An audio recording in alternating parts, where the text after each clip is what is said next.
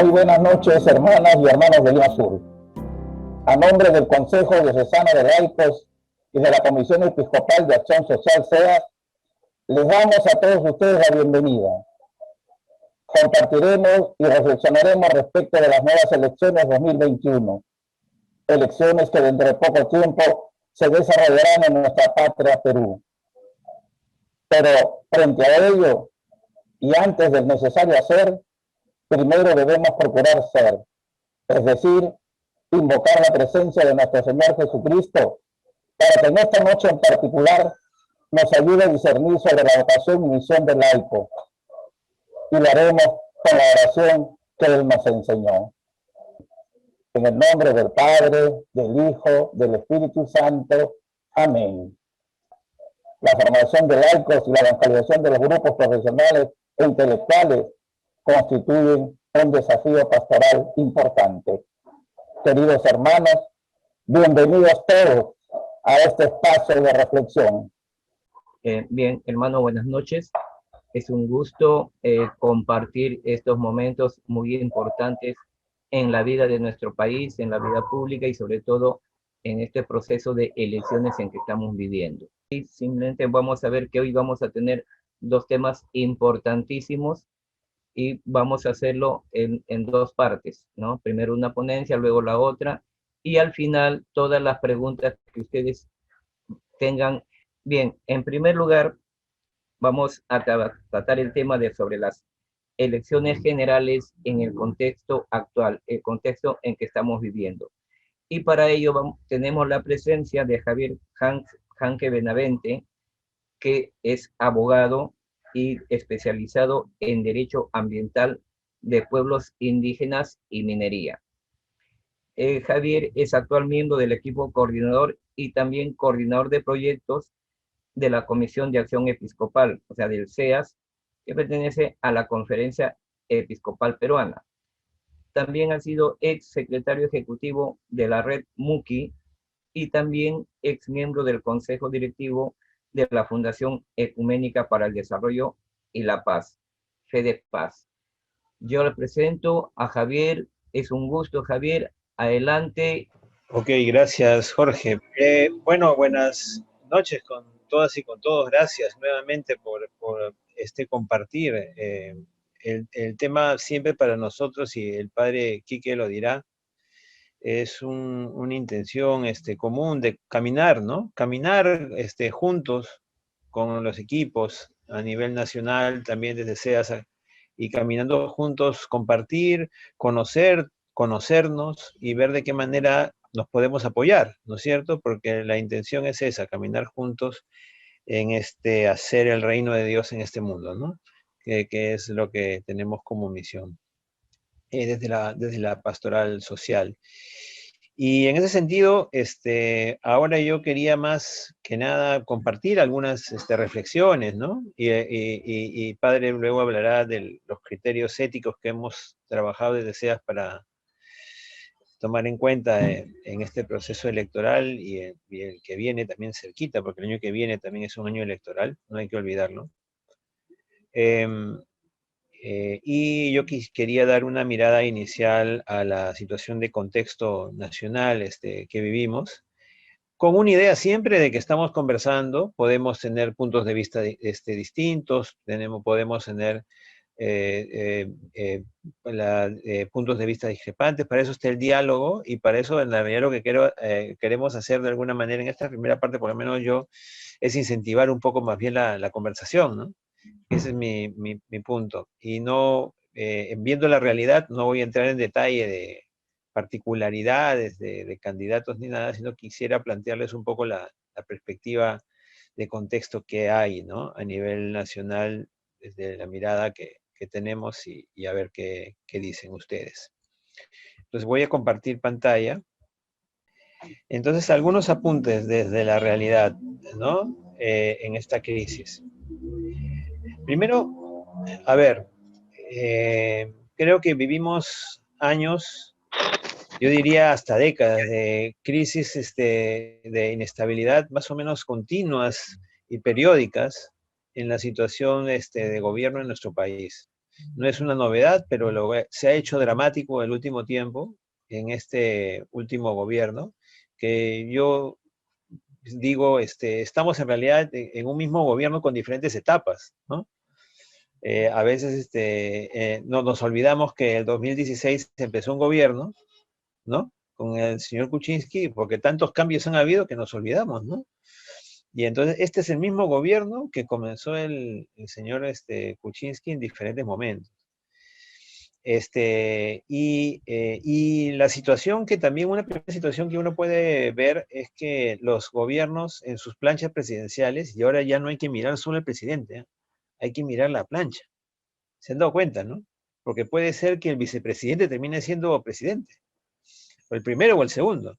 Entonces, no es solamente, y ahora mirar al presidente y vamos a recordar por qué también, ¿no? Pero esta situación de inestabilidad permanente no es una inestabilidad que creo que es importante lo tengamos en cuenta, va a acabar con este gobierno. Recordemos lo que ha pasado recientemente, ¿no? Primero, un congreso con 71 congresistas, ¿no? Una mayoría importante de un partido político, del Fujimorismo, y luego un segundo congreso, un nuevo congreso, luego de la disolución del primero, ¿no? Donde la vacancia, votaron por la vacancia 105 congresistas, ¿no? Y esta vacancia, hay que recordarlo, sigue vigente tal como está, tal como estuvo invocada para realizarse en el momento en que salió el señor Vizcarra, mal que bien haya sido que salió a partir de esa vacancia. Y el Tribunal Constitucional, cuando dice TC, es el Tribunal Constitucional, ¿ok? El Tribunal Constitucional, que dicho sea de paso, sus miembros son elegidos por el Congreso, eso siempre hay que recordarlo. El Tribunal Constitucional es el principal ente del Estado en materia constitucional, decide la aplicación de la Constitución, de nuestra principal norma, ¿no? Decidió sobre el tema de la vacancia que se puso en cuestión, no cambiar, no modificar la situación de la aplicación de la vacancia. Entonces, tenemos un tema pendiente y una espada de Damocles pendiente. O sea, el Congreso que va a ingresar, y estamos viendo nosotros cómo van, vamos a ver luego también, los sondeos electorales, ¿no? En principio está claro que va a ser un Congreso nuevamente fragmentado, con una serie de partidos pequeños con representaciones pequeñas. Y eso quiere decir que eso va a generar la necesidad de unificaciones, de alianzas, ¿no? Y la posibilidad también de que pueda haber nuevamente un riesgo de una nueva vacancia y con ello la inestabilidad continua en el Poder Ejecutivo, ¿no? Entonces, eso quería primero dejar en mención. O sea, estamos en esta inestabilidad que luego de esta elección va a mantenerse. Creo que es un tema que hay que considerar, que esta situación permanente en estos últimos 5 años va a seguir en esta lógica que vamos a mantener. Un segundo tema es que esta crisis política, ¿no es cierto?, ha acentuado también, ha hecho evidente, ¿no? Ha hecho evidente la crisis ética en la que se encuentra nuestra sociedad. Porque es nuestra sociedad en general. No podemos nosotros taparnos los ojos y solamente hablar de la clase política. Y eso hay que decirlo también, ¿no? O sea, la pandemia ha evidenciado una crisis política y de nuestra sociedad en conjunto, ¿no? Y hay detalles que hay que recordar, ¿no? Y tener en cuenta, ¿no? En nuestro país, por ejemplo, en la crisis de la pandemia, antes de la crisis de la pandemia, solamente tenía dedicado a salud, en salud el 2.8% del presupuesto público. De todo el presupuesto que se solicita para un año, solamente el 2.8% estaba dedicado a salud. Y el Perú quería entrar a los grandes países del primer mundo, que es la famosa OCDE, ¿no es cierto?, a ese nivel de países donde los países invierten por lo menos el 6% de su presupuesto o entre el 6 y el 8% de su presupuesto. O sea, la salud simplemente y los derechos en general es un ejemplo. Poner la salud simplemente no ha sido una prioridad de los gobiernos y sigue siendo, como decían ustedes al momento de la presentación inicial, ¿no es cierto? No, sigue siendo un problema porque no es prioridad, ¿no?, para los gobiernos de turno la persona humana, los derechos de la persona. Y el ejemplo de la salud y un ejemplo adicional que es el tema de los bonos, por ejemplo, que se otorgaban a las personas, tampoco han sido una prioridad para el Estado. Y eso lo vamos a recordar luego. Entonces, el de los derechos de las personas no es claramente una prioridad en este tiempo, y no lo ha sido y no lo sigue siendo. Hay una campaña pública incluso que hace ver esta situación de un conglomerado de medios de comunicación. Sabemos que hay un grupo de medios de comunicación que tiene el monopolio de los medios, casi el 80%, que exigen, por ejemplo, que la vacunación se realice desde las empresas privadas, sabiendo que los laboratorios negocian con los estados, ¿no? Entonces, hay una exigencia, hay una presión que existe desde diferentes grupos de poder en las tomas de decisión que existe en los gobiernos que son muy frágiles por las situaciones que vamos a seguir viendo y que ustedes ya conocen, evidentemente, aparte de la situación inicial que hemos visto de continua inestabilidad que genera la fragilidad también en el propio funcionarios públicos y sus capacidades para poder solucionar los grandes problemas que existen. Entonces tenemos un gobierno frágil, como decía, inoperante en lo social, y a veces inoperante porque no tiene esa prioridad social y que cede a las presiones, ¿no? Y esto se puede ver muy claro, por ejemplo, en los procesos del gobierno y en los gobiernos. Este gobierno que está vigente con diferentes pequeñas etapas que han habido, ¿no?, se han modificado normativas, políticas para favorecer intereses económicos, flexibilizado marcos ambientales para facilitar actividades extractivas. Por ejemplo, y ustedes están en Lurín, ¿no es cierto? Ustedes conocen muy bien que se pretendía y se pretende todavía, ¿no?, modificar la zonificación, ¿no?, en el Valle de Lurín, ¿no?, para posibilitar la ampliación, ¿no?, de la frontera, de la ampliación urbana, ¿no es cierto? Y también la ampliación de una zona industrial, ¿no?, en Lurín. Y esto hay una disputa a nivel de la Municipalidad de Lima, ¿no?, porque hay intereses económicos de por medio, como ustedes bien saben, ¿no? Entonces, estas flexibilizaciones también tienen que ver con una presión de muchos grupos de intereses económicos que buscan también sus propios beneficios, ¿no? Todo esto ante la incapacidad también, como ya hemos dicho, de priorizar la vida y la salud de la gente como un tema central, ¿no? Ha habido una decisión política de no aumentar el gasto social, es decir, este bono, otro bono y nada más, y en esta última etapa del gobierno más aún, y solo ha quedado en esta última etapa el sálvese quien pueda, ¿no? Ante la necesidad de la gente de trabajar, la poca capacidad de hacer del gobierno, hacer lo que se plantea, y también de tener propuestas, ¿no es cierto?, concretas, ¿no? Entonces, ha tenido que tomar una decisión de simplemente, bueno, abrimos todo y sálvese quien pueda, ¿no? Y con la situación de crisis que tenemos hoy en día, de la falta de oxígeno, de la falta de camas UCI, de la falta de camas de hospitalización, ¿no?, y los grandes niveles de enfermedad y de muerte que todavía mantenemos, ¿no?, pese a que se habla de crecimiento, ¿no? Y frente a todo esto, las elecciones. Y en este momento, en esa situación crítica, las elecciones, ¿no? Y yo no, como les decía, no quiero hablar con detalle de las elecciones y cómo va este candidato y cómo va este otro. De pronto, capaz, cuando conversamos luego, hay alguna inquietud al respecto. Yo quiero hablar de temas de fondo más, pero sí es importante ver algunos datos de las elecciones. Y puede ser que nosotros digamos, bueno, las elecciones, las encuestas que nos dan algunos datos sobre las elecciones, sí, pues, son podemos cuestionarlas por muchos lados, ¿no? Ustedes saben que ahora nos han visto las fichas técnicas, todas las encuestas las hacen por teléfono, por celular, ¿no? Y el celular no entra a zonas rurales, en muchos casos la conectividad es muy baja, y en zonas también del cinturón urbano de Lima, mismo, ¿no? Y además, muchas de ellas son pagadas por medios de comunicación, uno puede tener esa inquietud al respecto, tiene entre 2.8 más o menos los márgenes de error, así que el margen de error es muy grande, en un momento como ven usted la foto y al costadito, tan pares están los candidatos que es muy difícil ver ahorita la situación concreta, cómo puede estar, pero son fotos de momento y es importante saber a qué nos vamos a tener y cuáles son los riesgos que pueden venir. Y a partir de ahí quiero abrir algunos datos, ¿no? Esta es la encuesta del IEP, el Instituto de Estudios Peruanos. Pero quiero que vean un dato, más que los datos de los candidatos. Miren el dato final, abajo,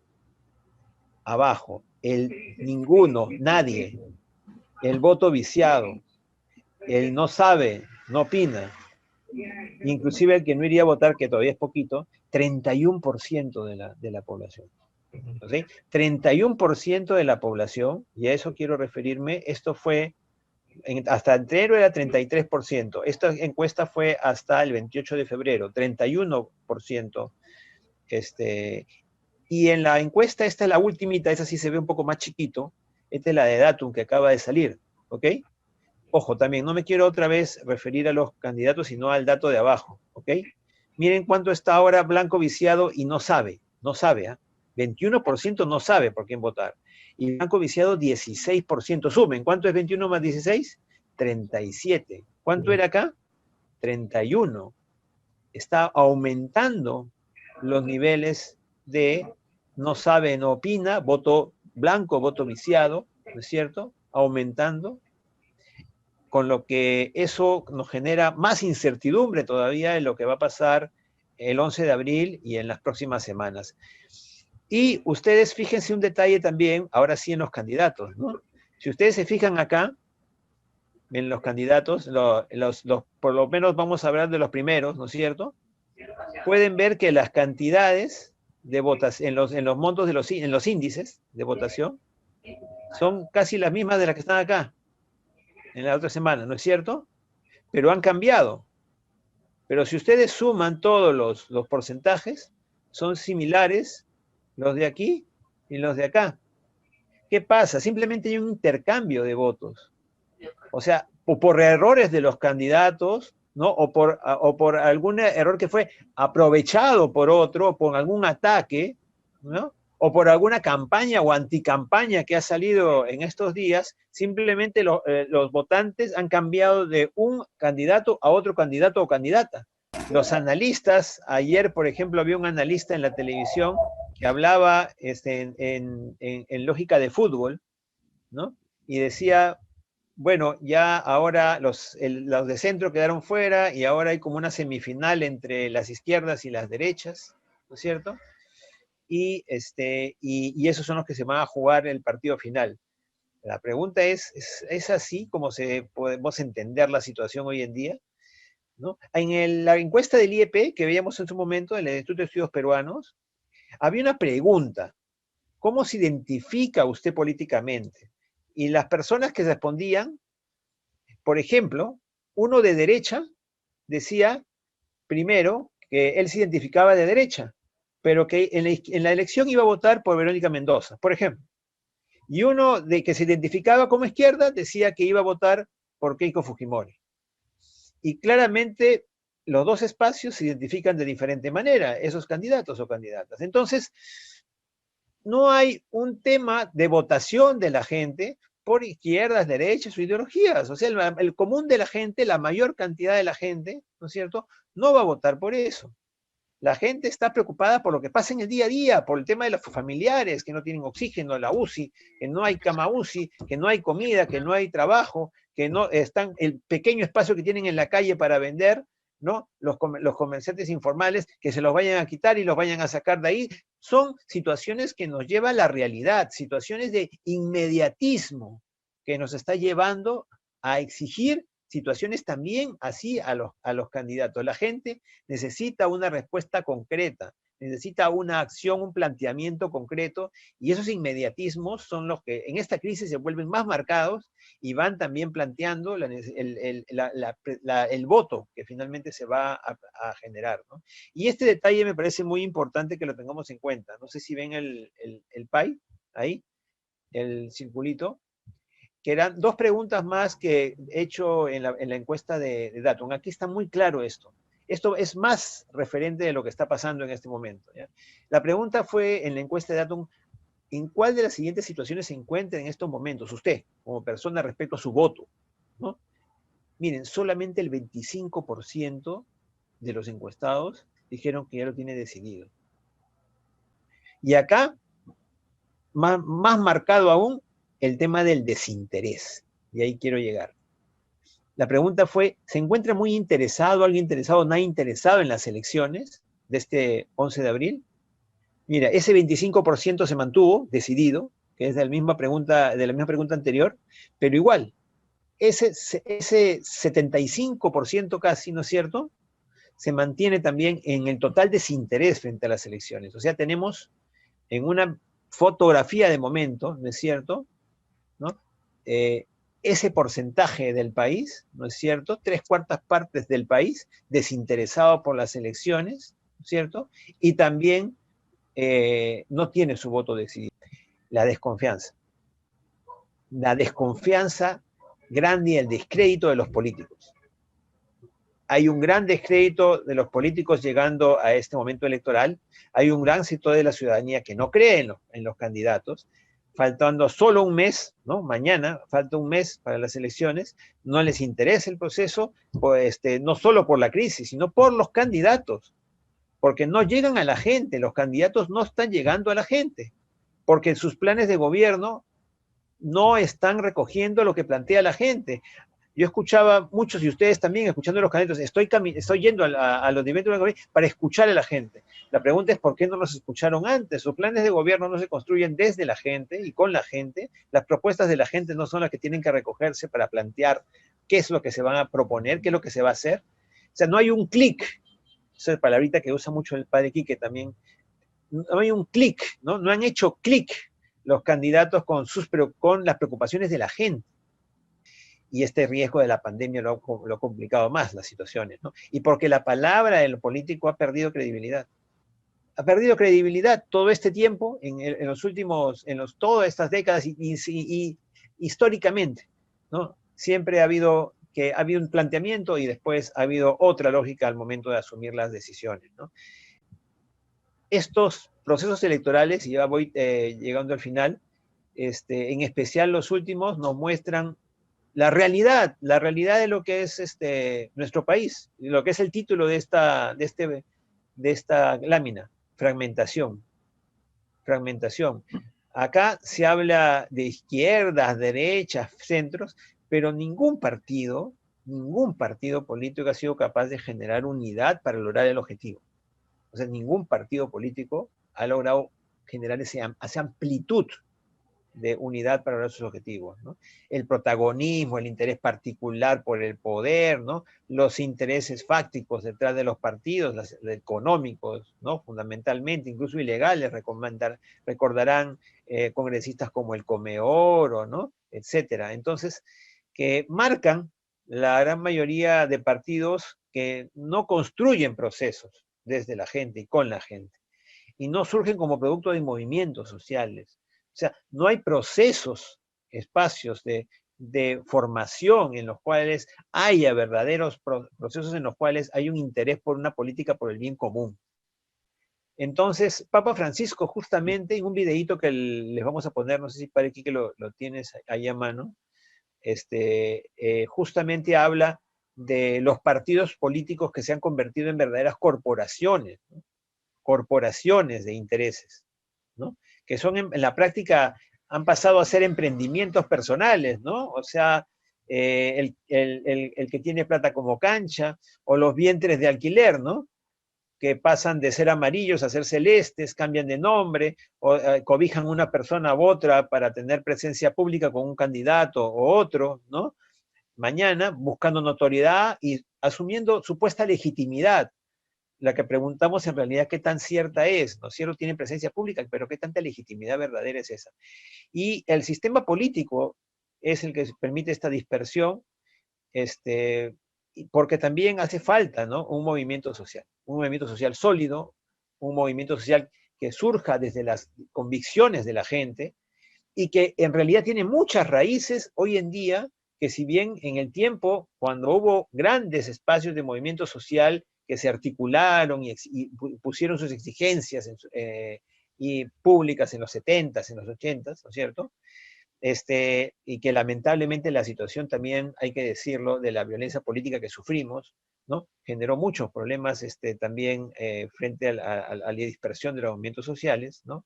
Pero sin embargo, hay muchos espacios que subsisten el día de hoy frente a la pandemia, las ollas comunes, los comedores populares, etcétera, los jóvenes que salieron a las calles, son crímenes que hay que buscar, ¿no? Acompañar en procesos para que efectivamente sean procesos que vayan hacia adelante en perspectiva de buscar lograr espacios desde la política común, la política del día a día, del hacer el bien común, que ese es el sentido de la política, buscar el bien común de la sociedad.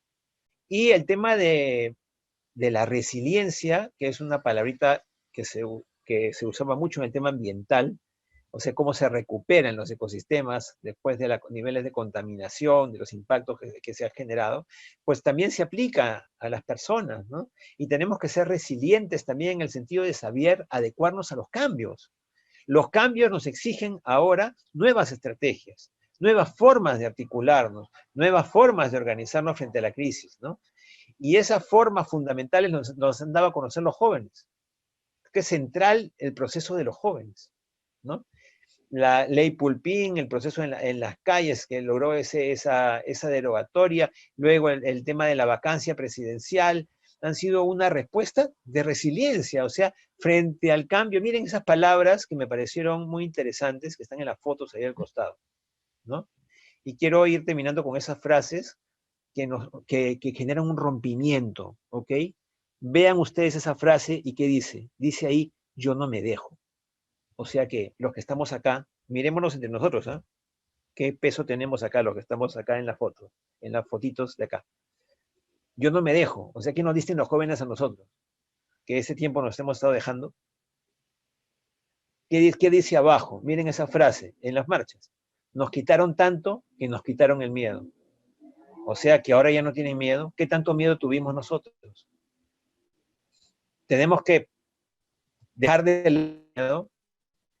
Creo que es fundamental esa lógica de dejar de lado la situación crítica, que es fundamental y evidente, que seguimos en un momento de crisis y vamos a seguir en este momento de crisis. Y la crisis va a ser muy aguda en ese tiempo. Pero es fundamental, más que nunca ahora, entender y exigir que la persona está primero. Recordar las palabras de Papa Francisco en Fratelli Tutti, ¿no? Hermanos todos. La persona primero, ¿no? La articulación de esfuerzos es fundamental. Papa Francisco, desde el año 2014, inició una serie de encuentros con los movimientos populares. Tiene mensajes muy potentes. El último mensaje el año pasado. Y ese mensaje llama justamente a ser protagonistas a los niveles de articulación, de justamente están en esas ollas comunes, en los comedores, en los recicladores, en las personas que del día a día sobreviven y hacen que este mundo viva, ¿no? En aquellas personas que pese a que el Estado no mueve un dedo, que no les ha dado ningún apoyo, están logrando salir adelante en la pandemia. Pese a que viene el gobierno y se toma fotos con ellos para decir la olla común, y esta, y lo otro, y es el esfuerzo de la gente, ¿no? Y al final el Estado no ha hecho nada. Entonces, creo que es importante también, en ese sentido, buscar esa política del día a día, buscar esa política de hacer el bien común y que la gente entienda que ahí ya está haciéndolo y que empiece a tomar posición y tomar postura y participación en los espacios en los cuales se toman decisiones, en los cuales se plantean propuestas, porque es la única manera de evitar que esos espacios lo ganen otros. Si uno no entra ahí, lo van a ganar quienes hasta ahora lo están ganando y están postulando. Eso es un tema central, es una exigencia para todas y nosotros, todas y todos nosotros, esta lógica de la mejor política que hablaba Papa Francisco en Fratelli Tutti, y que por ahora pensemos en la necesidad de más aún el día de hoy y en esas elecciones que vienen, y también cerquita las del 2022, locales y regionales, que tengamos en cuenta estos elementos éticos fundamentales para no pisar el palito nuevamente, para evitar nuevamente caer en las mismas errores que hemos caído, y tratar de acercarnos, a acompañar y caminar juntos con la gente para que pueda haber un cambio en perspectiva de una mejor calidad de vida. Y voy a dejar entonces ahora en la palabra luego, al padre Quique para que pueda entrar en detalle justamente en estos criterios que son fundamentales tenerlos en cuenta en estas elecciones de nuestras candidatas y candidatos. Gracias, Javier, por excelente ponencia, y nos ha puesto sobre todo al tanto de cómo está la situación política en el Perú en este momento de elecciones generales presidenciales, ¿no? Los pueblos miran de lejos y critican a los políticos y lo ven como corporación de profesionales que tienen sus propios intereses o los denuncian airados, a veces sin las necesarias distinciones, como teñidos de corrupción. No podemos mirar de lejos lo que tiende a predominar en la política. Se necesitan dirigentes políticos que vivan con pasión su servicio a los pueblos. Políticos que antepongan el bien común a sus intereses privados. Que no se dejen amedrentar por los grandes poderes financieros y mediáticos. Que sean competentes y pacientes ante problemas complejos. Que estén abiertos a escuchar y aprender en el diálogo democrático. Que combinen la búsqueda de la justicia con la misericordia y la reconciliación. No nos contentemos con la poquedad de la política. Necesitamos dirigentes políticos capaces de movilizar vastos sectores populares en pos de grandes objetivos nacionales y latinoamericanos. El ejemplo de una vida austera al servicio del prójimo es la mejor forma de promover el bien común. Les pido a los dirigentes que no se cansen de practicar esa austeridad moral, personal, y les pido a todos que exijan a los dirigentes esa austeridad, la cual nos va a hacer muy felices. Que la crisis nos lleve a construir un país donde el Estado esté presente y garantice derechos para todos y todas. Unámonos por el Perú. Es tiempo de avanzar. Todos en la misma barca contra la corrupción. Comisión Episcopal de Acción Social. Unidos para defender la esperanza. Javier. Muy bien. Entonces, ahora vamos a presentar nosotros al padre Enrique González. El padre Enrique González es un religioso camilo que es actualmente secretario ejecutivo de la Comisión Episcopal de Acción Social del CEA, o sea, el CEAS, y también es superior del convento San Camilo, que se encuentra en los barrios altos en el Cercado de Lima. Él nos va a dar el tema sobre los criterios éticos que debemos tener en cuenta para elegir a nuestras autoridades. Entonces, sin más preámbulos, le doy pase al padre Enrique. Entonces, hoy yo quisiera solamente complementar algo que ya Javier ha lanzado para cuestionar un poco esta realidad, este contexto que nos toca ir viviendo, ¿no? Y en CEAS, para proyectarnos, mirar las elecciones próximas, nos hemos sentado y nos hemos cuestionado mucho, ¿no? Y de verdad que si miramos una realidad que está más abrazada por una corrupción en nuestras autoridades y es una corrupción que abarca no solamente un político, sino empieza a abarcar también incluso dentro de nuestra práctica diaria, ¿no? Maneras donde la corrupción nos ha hecho ver que las cosas son normales, ¿no? Pero veíamos que la corrupción es algo, un problema muy, muy agudo, muy fuerte, pero por otro lado también hay la indiferencia. Ahí Javier había puesto una frase de los jóvenes, ¿no? Y una frase que nos hace cuestionar, pero ¿qué pasó? ¿Por qué nos hemos dejado estar? ¿Qué ha pasado? ¿Por qué han llegado hasta dónde han llegado los corruptos, ¿no? Y cuando alguien llega es porque la otra parte simplemente o no le interesa o es indiferente a lugares como les toca a las personas de tomarlas para poder gobernar o para poder hacer un servicio para todo el pueblo, ¿no? Entonces, estas dos cosas nos han llevado a plantearnos unos criterios éticos desde nuestra reflexión. Ya Javier ha hablado un poco del Papa Francisco, por eso yo voy a correr aquí. Nuestra iglesia no es que sea una iglesia que tiene que estar metida, sino ya nosotros nos mueve desde el magisterio de tener una doctrina social de la iglesia, donde como iglesia estamos llamados a participar de una vida comunitaria. No es solamente una de las mayores aspiraciones del ciudadano, ¿no? Sino como creyentes tenemos esa obligación moral y llamados a ejercitar libre y responsablemente el propio papel cívico con y para los demás, sino también uno de los pilares de todos los ordenamientos democráticos.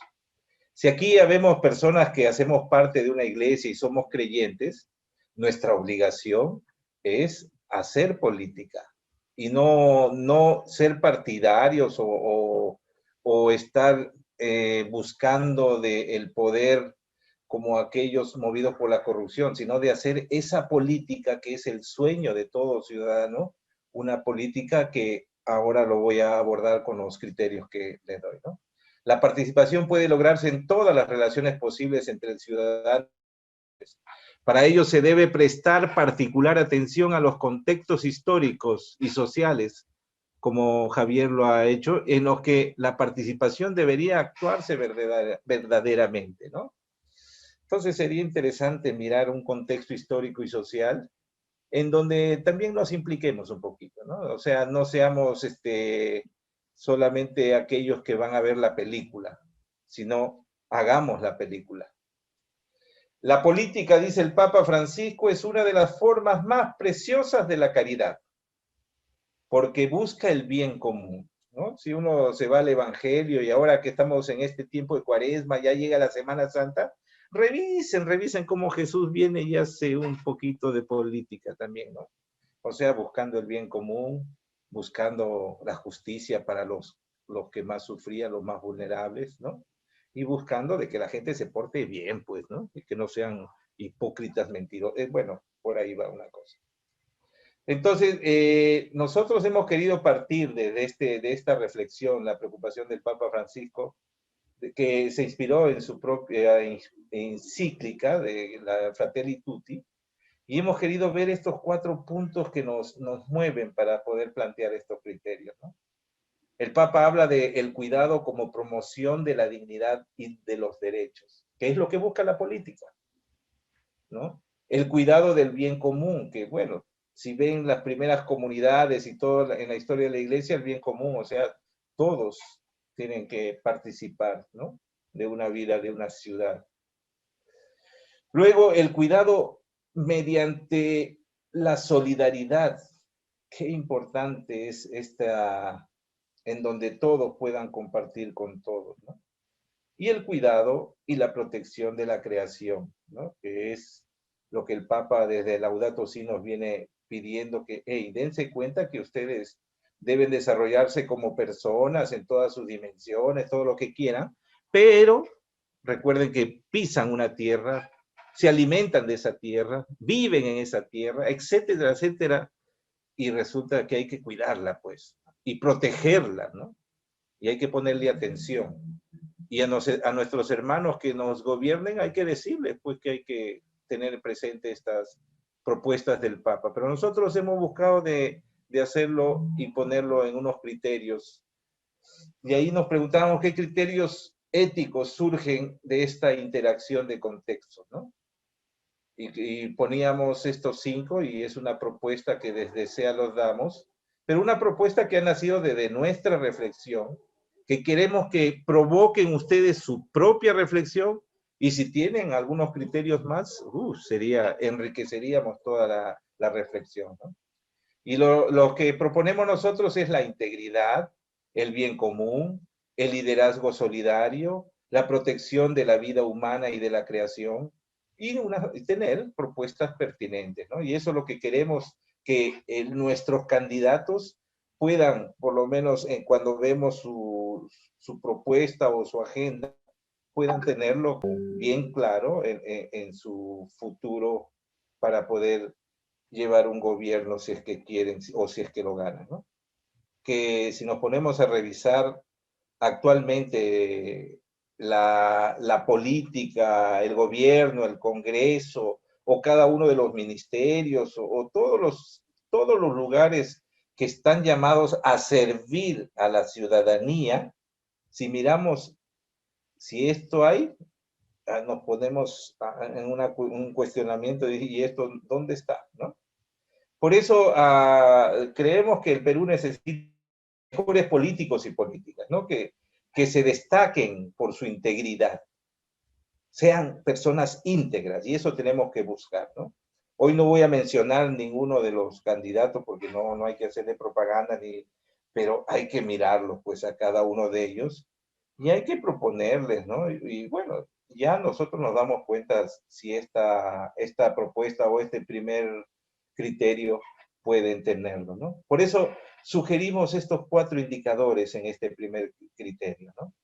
Que el candidato, en este caso que estamos hablando de ellos, tenga una escucha entrañable del clamor ciudadano, ¿no? Y una base de la defensa de derechos y deberes.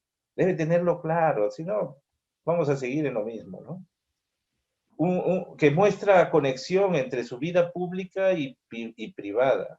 Aprende de sus errores, cuida de su salud y se expresa con mente amplia. Comprometido en la lucha contra la corrupción y en la defensa de la democracia. Le interesa la decencia de la política, dando ejemplo de ello al respetar a sus adversarios y al generar compromiso e interés por los asuntos públicos. Cuando estaba leyendo, alguien por ahí decía, uy, ya se me cayó la mitad de candidatos, dice, ¿no? Entonces, vamos al segundo criterio, y es el bien común. Y esto es para cuidar que el acceso del buen vivir sea un sueño compartido, ¿no? Y cuando hablamos de sueño, hablamos no de dormirse y quedarse dormido y tener un recuerdo personal, sino sueños, la proyección que tenemos de una sociedad democrática, de una sociedad donde prima el bien común, donde todos tienen un lugar, ¿no? El Perú necesita políticos y políticas que se destaquen por la explícita y lúcida búsqueda del bien común. Y para ello sugerimos estos 4 indicadores, ¿no? Un candidato, una candidata que aprecia el diálogo, respetando derechos y compromisos, y la búsqueda de consensos en un contexto de pareceres. Construye un Perú de todas las sangres, que visibilice a sus pueblos en su diversidad y valores. Busca un Estado peruano que ponga a las personas y a los pueblos como su prioridad. Ve la nueva convivencia desde un proyecto colectivo de país. Somos uno, cada vida importa, nadie se salva solo. Entonces creo que en la agenda de nuestros candidatos o lo que propongan, debe tener algo realmente que pueda, en esta propuesta para el gobierno que le pueda venir, tenga algo que realmente pueda ir cumpliéndolo en su caminar político, ¿no? El tercer criterio que nosotros proponemos es este liderazgo solidario, ¿no? Un liderazgo que sea uno que esté con su pueblo, ¿no? Para cuidar de los pobres y contar con su protagonismo, ¿no? Normalmente en estos últimos tiempos nuestros gobernantes han gobernado, yo le llamo, han gobernado el cemento, ¿no? Y el cemento se han quedado para la ciudad y se han quedado con los que viven dentro de lo urbano, ¿no? Y bueno, y vemos tanto tiempo abandonados, ¿no? Nuestros pueblos originarios, nuestros pueblos, los más pobres siempre son, y muchas veces son desaparecidos e invisibles, ¿no? Entonces, el Perú necesita de mejores políticas y políticos que se caractericen en su actuar cotidiano por un liderazgo solidario e inclusivo que genere la participación ciudadana. Y sugerimos estos 4 indicadores, ¿no? Que el político, la política, suscita la participación y consulta de los pueblos en las decisiones sobre sus procesos de desarrollo humano integral y mejora de calidad de vida, sinergias tiene que tener. Genera confianza y aliento en el liderazgo que ejerce, garantizando la representación, convocando al diálogo en todo momento. Promueve y genera trabajo digno en alianza con nuevas formas de vida empresarial respetuosa de derechos. Se preocupa por los sectores vulnerables en el contexto de la pandemia, salud, educación, seguridad ciudadana. El cuarto criterio que nosotros ponemos y en nuestra reflexión queremos proponer es sobre la protección de la vida humana y de la creación, ¿no? El Papa Francisco ya nos ha invitado desde Laudato Si que hay que integrar, ¿no? La parte ambiental con la parte humana, porque deben ir integradas, ¿no? Y esto es para cuidar la vida frágil, la naturaleza y la tierra, nuestra casa común, de la que somos parte. Entonces aquí sugerimos estos 4 indicadores, ¿no? Que un candidato, una candidata protege y defiende la vida humana desde el principio hasta su final. Cuida la naturaleza y los bosques, en especial nuestra Amazonía. Protege a los pueblos indígenas u originarios, guardianes de la naturaleza, sus territorios y sus decisiones, y está dispuesto a aprender de ellos, ¿no? Y el último criterio que veíamos era sobre estas propuestas pertinentes, ¿no? Para cuidar la calidad de las respuestas a los problemas que aquejan al país, ¿no? El Perú necesita de mejores políticos y de mejores políticas que se destaquen por el manejo de una información actualizada de la realidad de sus pueblos, a quienes representan. Entonces nosotros en estas propuestas de los criterios sugerimos estos 4 indicadores, ¿no? Que los candidatos o candidatas tengan un conocimiento pues informado e interdisciplinario de la realidad del país, de sus pueblos y de la interdependencia con el mundo actual, ¿no? Tenga planes y proyectos claros y realistas con enfoque de desarrollo humano integral y respeto a la diversidad de sus distintas formas, ¿no?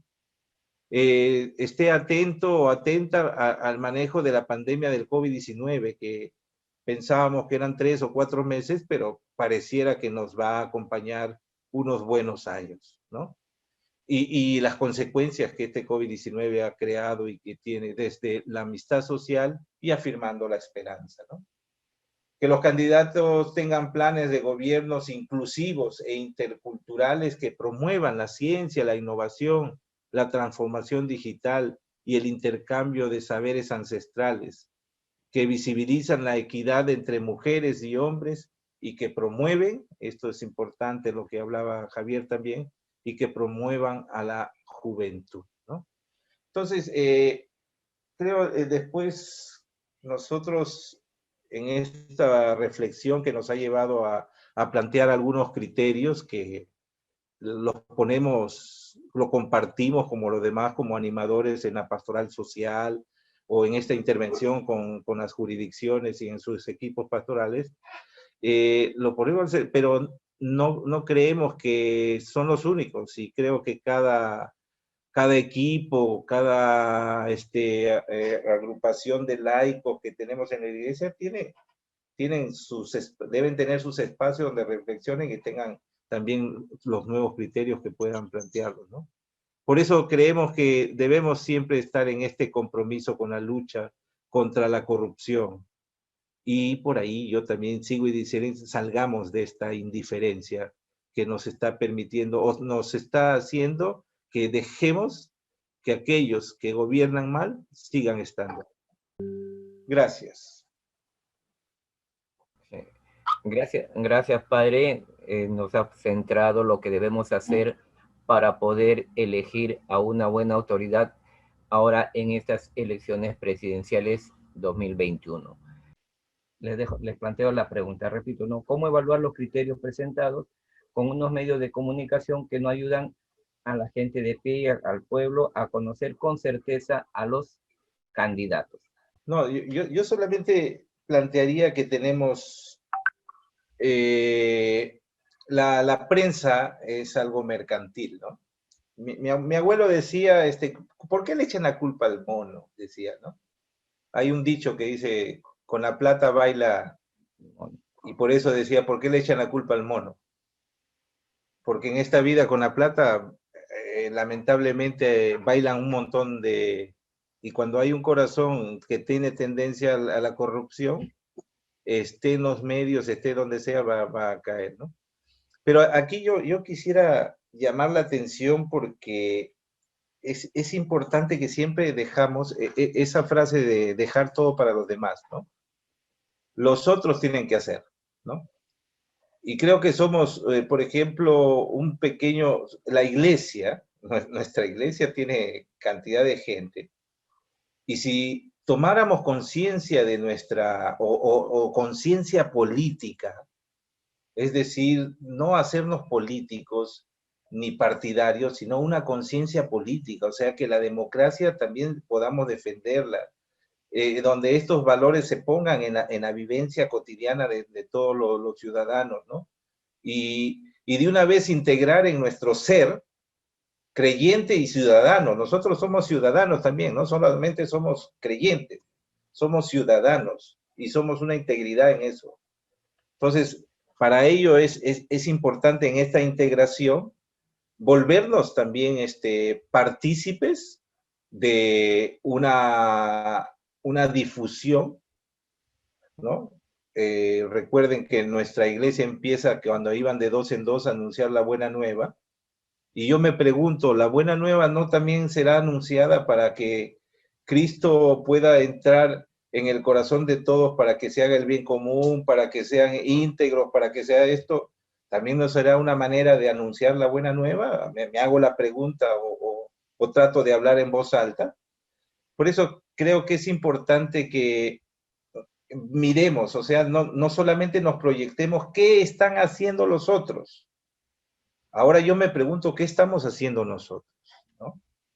Y al inicio de mi intervención yo decía, una de las cosas que me preocupa es la corrupción, porque nos está abrazando. Pero lo otro que me preocupa es la indiferencia.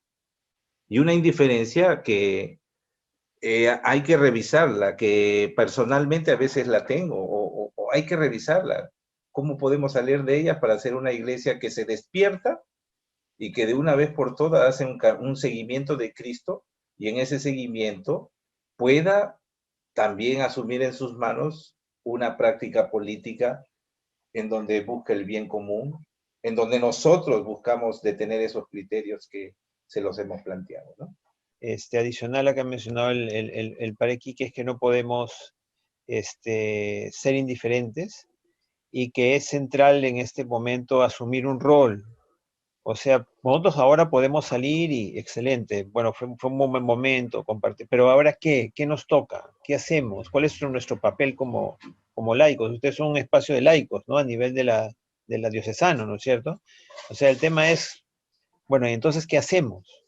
Ya cómo llegamos a la práctica, o sea, y yo creo que es central que efectivamente podemos generar espacios de reflexión, de leer lo que está pasando en nuestra realidad cercana primero, ¿no? Acuérdense, y lo repito de nuevo, que las elecciones ya terminan en un mes, bueno, no terminan en un mes, después viene la segunda vuelta, pero El año que viene hay elecciones locales. A Javier y Henke y al regionales. padre Enrique González por su excelente disertación, absolución de las preguntas y que nos ha situado en lo que cada uno de nosotros también debe hacer en esta realidad actual y en estas elecciones. Entonces, gracias nuevamente a Javier, al padre Enrique. Ven en pantalla ustedes en estos momentos los teléfonos para contactar y poder hacer estas réplicas y conversar y reflexionar como se nos está pidiendo. Pues bien, ahí lo tienen ustedes, ¿no? Ojo que esto es sin costo alguno. ¿Por qué? Porque es un servicio que Dios nos está pidiendo para todo nuestro pueblo aquí en la diócesis. De antemano, como ya lo dijo también mi tocayo, yo nuevamente le doy las gracias a la Comisión Episcopal de Acción Social de la Iglesia Católica Peruana, el CEAS, por haber tenido la gentileza de elaborar y compartir con nosotros este material que lo vamos a seguir replicando en la medida que usted lo solicite, ¿no? Y nuevamente para contactarnos le pediría nuevamente al hermano Erasmo que publique nuevamente en pantalla los nombres de los teléfonos que por WhatsApp y por el teléfono móvil podemos contactarnos. Véanlo bien, tómenle su fotito o anótenlo, por favor. Y ahí estamos lanzando esta campaña de criterios éticos para ir mejorando. Hagamos la réplica, conversemos en familia y que todos comencemos a votar para tener un mejor conocimiento de todo esto. De mi parte, muchas gracias. Gracias, porque podemos dejar a los demás que hagan lo que nosotros debemos de hacer.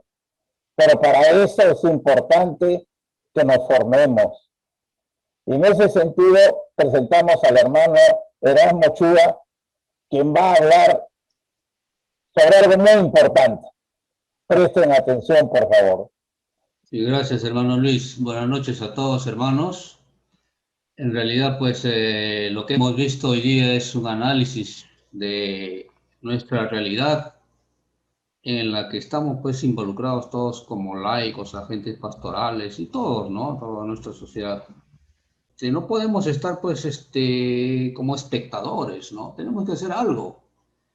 Y una de las cosas que, al menos un proyecto que está en camino, lo está haciendo el Consejo Diocesano de Laicos, es a raíz de una inquietud que llegó en el mes de junio al Consejo Diocesano de Laicos para hacer una escuela de líderes católicos en nuestra diócesis de Lurín, que no solamente, pues, debe abarcar Lima Sur, sino todo Lima, y por qué no decirlo todo el Perú.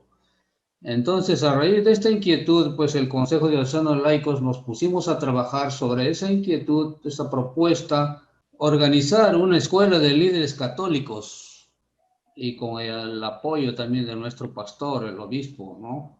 Carlos García. Entonces se nombró una comisión, hemos trabajado bastantes meses para presentar la propuesta al obispo y a ver si nos autoriza y explicarle, pues, de qué se trata esto, que le presentamos al obispo en una reunión el 17 de enero. Ahí le explicamos, conversamos y, pues, nos dio el pase para que lo hagamos. E inclusive en esta oportunidad Monseñor decía, ya de una vez, ¿cuándo empieza? Pero ustedes saben, pues, hermanos, que hacer una escuela, y queremos hacerla, pues, bien fundamentada, bien sustentada, y todo bajo la doctrina social de la Iglesia, ¿no? No es la única doctrina que nos va a guiar para hacer esta escuela de líderes católicos. Y luego le solicitamos ya por escrito al obispo para que nos dé un documento, y ya nos ha respondido el 23 de febrero, por escrito, dirigido al presidente Miguel Milton Valerio, la autorización para que empecemos a trabajar en este proyecto, porque está la propuesta ya presentada, aprobada, pero ahora hay que trabajar en desarrollar el proyecto, hacer toda la organización del proyecto para poder ponerlo en práctica ya. Y hemos estado viendo ¿qué nivel? Claro, lógicamente después va a ser como una organización no lucrativa, pero ¿en qué nos vamos a amparar o bajo qué criterios, bajo qué organización vamos a estar, nos vamos a ubicar? Para ver la magnitud y la seriedad que debe tener esta escuela de líderes. Y bueno, se presentó ya en estos momentos de las elecciones y hemos, como se dice, nos hemos detenido un poco y pasando estos días vamos a continuar con este proyecto, de repente pasando las elecciones, ¿no? Porque ya hay un compromiso de hacer la campaña de los criterios éticos. Concedo la autorización para que se planifique, organice y ejecute la Escuela de Líderes Católicos para que así nuestra escuela brinde los conocimientos necesarios y formar discípulos misioneros con una clara identidad cristiana, comprometidos con su comunidad, con la sociedad y con el país. Con mi bendición, Carlos Enrico García Camadero, obispo de Loreto Lirín. Bueno, entonces tenemos la autorización con fecha 23 de febrero y nos toca pues a la comisión que se está formada dentro del Consejo Diocesano de Laicos y con el apoyo de todos los integrantes. Y no solamente en este trabajo nos van a apoyar, vamos a buscar apoyo de todos, porque hay muchos profesionales e inclusive hay líderes que ya están en la política aquí en nuestra diócesis y algunos son o han sido agentes pastorales, ¿no? Entonces, todos ellos y todos los que nos puedan apoyar para sacar adelante esta iniciativa, esperamos pues que nos brinden su apoyo en el momento oportuno. Algunos los vamos a convocar y otros quizás voluntariamente se pueden acercar y ponerse en contacto con nosotros o con el Consejo Diocesano de Laicos para sacar adelante este proyecto. Esperamos que sea a mediano plazo y lograr ese objetivo, porque esta será una de las formas en que cambiemos nuestras realidades con nuevos líderes, ¿no? Al servicio del bien común, para ver que si así de esa manera pues empezamos a cambiar, porque no podemos estar, como decía al comienzo, no podemos estar solamente como espectadores. Y todo bajo la doctrina social de la Iglesia y con la iluminación del Espíritu Santo y bajo las enseñanzas de nuestro Señor Jesucristo, por supuesto. De ese camino no nos vamos a salir.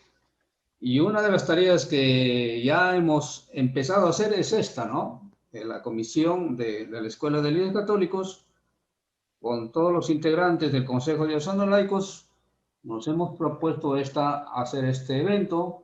Quizás no ha tenido mucha acogida, algo nos falta, corregiremos los errores, pero vamos a seguir adelante, hermanos. Entonces, con el apoyo de todos ustedes, hermanos, y de muchos más laicos, religiosos, sacerdotes de nuestra diócesis de Lurín, de Lima Sur, vamos a sacar adelante este proyecto, hermanos. Eso era lo que quería informarles, uno de los proyectos ambiciosos que está haciendo el Consejo Diocesano de Laicos y sacar adelante este proyecto. Eso quería informarles, hermanos. Muchas gracias por su atención. Muchas gracias, hermano Erasmo. Y nuevamente reiterarles nuestro agradecimiento a Javier y al Padre Enrique por su excelente disertación. Y vamos a seguir contando y seguiremos trabajando por buscar el bien común en nuestras diócesis, en nuestros distritos. Eso es todo y muchas gracias por la participación a todos. ¡Viva nuestra Escuela de Líderes Católicos! ¡Viva! Buenas noches. Muy buenas noches a todos. Buenas noches. Buenas noches. Buenas noches a todos. Gracias. Gracias. Muchas gracias. Buenas noches, hermano.